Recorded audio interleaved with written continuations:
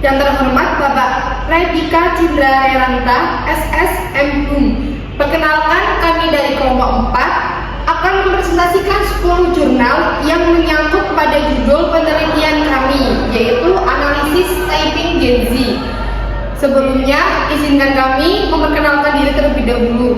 Saya Khairat Dinia Putri sebagai moderator dan pemateri. Kemudian ada Nail Farhan yang membawa 08 jurnal sebagai pemateri.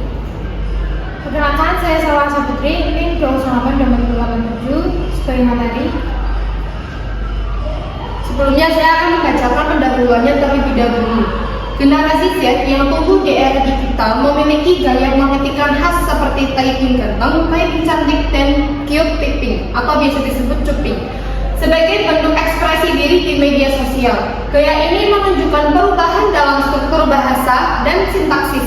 Misalnya, penggunaan huruf kecil, simbol, dan tanda baca yang tidak baku. Melalui analisis sintaksis, penelitian ini bertujuan memahami bentuk, penyimpangan, dan makna sosial dari variasi bahasa tersebut, serta dampaknya terhadap perkembangan bahasa Indonesia di era digital. Selanjutnya akan dijelaskan oleh pemateri. Nah, ini jurnal yang pertama berjudul Benarkah Typing Ganteng sebagai Identitas dan Perjalanan Gen Z di Media Sosial dengan penulis Nenggita Sanita tahun 2023. Metodologinya yaitu analisis fenomena media sosial dengan subjek Gen Z. Ini hasilnya yaitu typing ganteng dipandang sebagai identitas Gen Z di media sosial, menggantikan tren tulisan ala yang populer pada era 2000 hingga 2010. Menurut Rida Bawacarita, mahasiswa sastra Inggris di UB, alasan mengikuti tren ini agar tidak dianggap ketinggalan zaman. Data GWI juga menunjukkan bahwa Gen Z memiliki cara unik menggunakan media sosial dengan 11% diantaranya menjadikannya sumber inspirasi.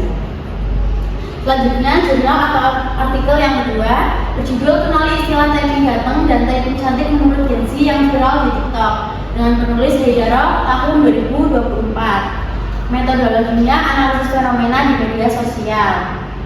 Subjeknya Gen Z, lalu hasilnya bagi Gen Z, typing ganteng ditandai dengan huruf kecil di awal, pemanggilan nama penulisan panjang dengan tambahan huruf vokal, dan gaya santai. Sementara itu, typing cantik berupa penambahan huruf di tiap kata, minim singkatan, dan tidak kaku. Di TikTok, gaya chat yang dianggap kurang gaul sering jadi bahan candaan. Karena itu, banyak anak muda lebih berhati-hati dan berusaha mengikuti istilah populer agar tidak dianggap kudet. Selanjutnya, artikel yang ketiga berjudul Mengapa Gen Z Suka dengan Huruf Kecil dengan penulis Elsa Emilia Lea tahun 2025. Metodologinya analisis fenomena media sosial dengan subjek Gen Z. Hasilnya, generasi Z cenderung meninggalkan huruf kapital dalam komunikasi digital sebagai bentuk perlawanan terhadap tata bahasa tradisional. Bagi mereka, huruf kecil mencerminkan estetika minimalis, sederhana, dan tidak sempurna. Menurut Karim Salama, penggunaan huruf kecil juga menjadi sarana ekspresi diri Gen Z seiring perkembangan bahasa dan teknologi yang menghadirkan cara baru seperti emoji untuk mengekspresikan perasaan.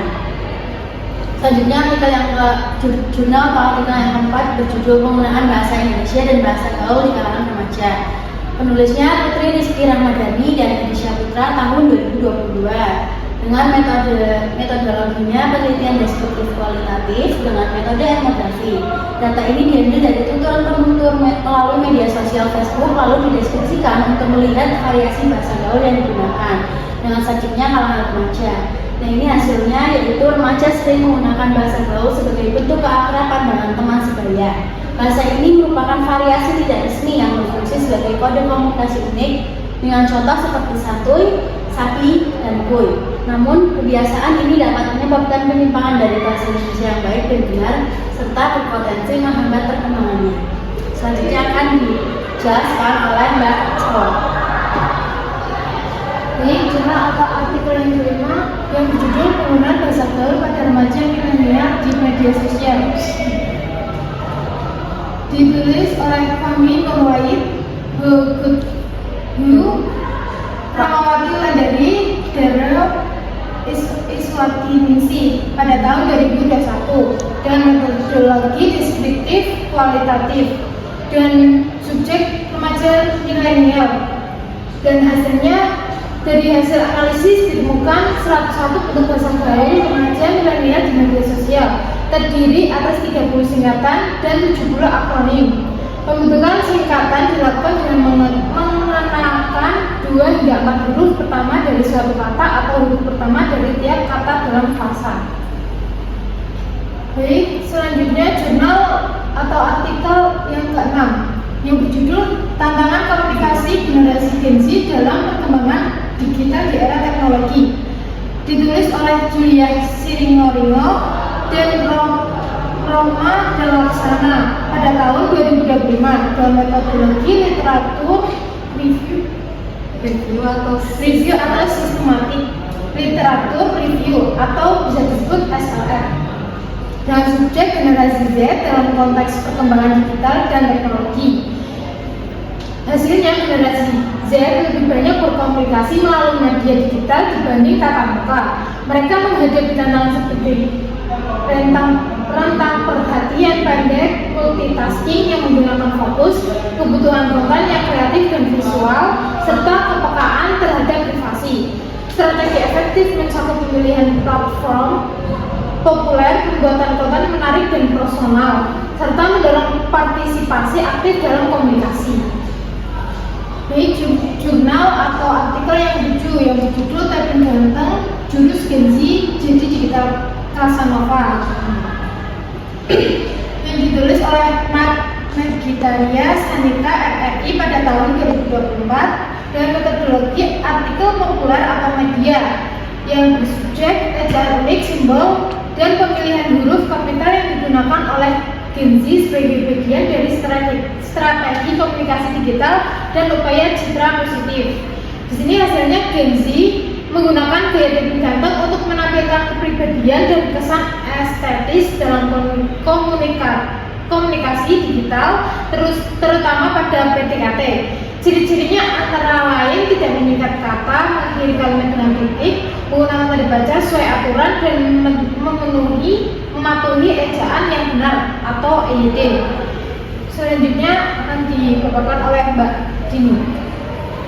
Baik, jurnal atau artikel yang ke-8 berjudul Analisis Peran Gaya Pengetikan dalam Dinamika Komunikasi Virtual pada Pendekatan Relasional di Aplikasi WhatsApp. Penulisnya Berta Arma Emi Nurdiati Muhammad Radika Mandia tahun 2025 dengan metodologi kualitatif dengan teknik wawancara mendalam, observasi tidak langsung, dan dokumentasi. Melibatkan 10 informan yang dipilih secara komposif. Subjeknya Gen Z yang aktif menggunakan WhatsApp.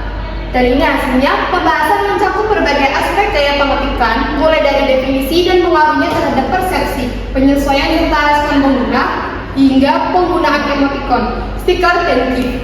Topik juga menyoroti peran gaya typing ganteng dalam PDKT, perbedaan gender dalam gaya mengetik, pengaruhnya terhadap ketertarikan, serta kemungkinan kesalahpahaman akibat perbedaan gaya pengetikan.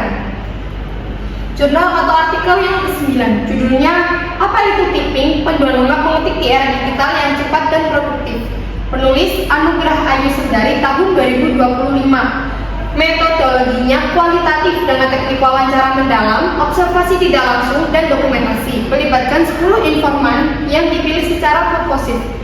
Subjeknya artikel populer atau informatif. Hasilnya mengetik merupakan keterampilan digital dasar yang meningkatkan produktivitas, efisiensi komunikasi, dan peluang karir. Teknik efektif meliputi posisi tubuh yang benar, touch typing, dan latihan rutin. Penulisan yang rapi sesuai EYD dan tanda baca perlu dijaga meski penggunaan singkatan atau bahasa gaul kadang muncul dalam konteks santai.